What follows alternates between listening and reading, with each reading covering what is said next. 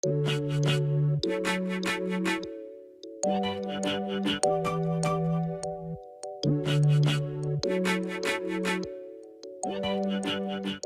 on est entrepreneur, c'est important aussi de rappeler qui nous a aidé à grandir et à faire réussir l'entreprise. Et aujourd'hui, je veux parler de BPI. BPI, c'est la Banque publique d'investissement.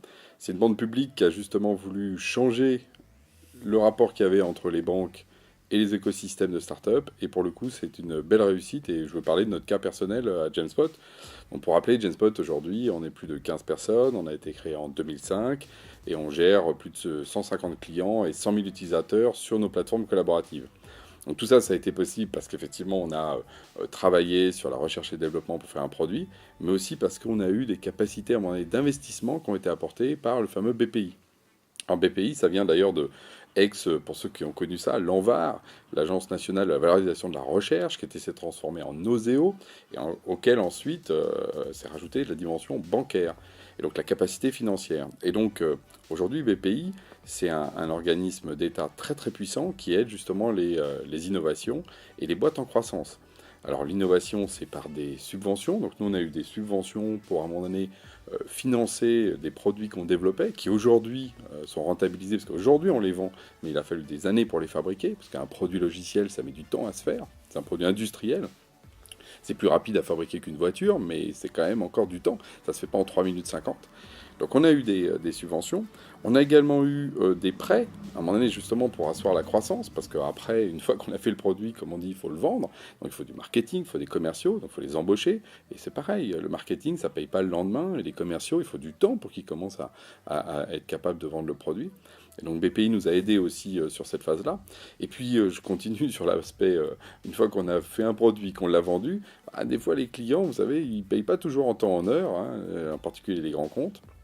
Et donc BPI apporte une autre solution qui pour accélérer le paiement et la facturage justement des encours.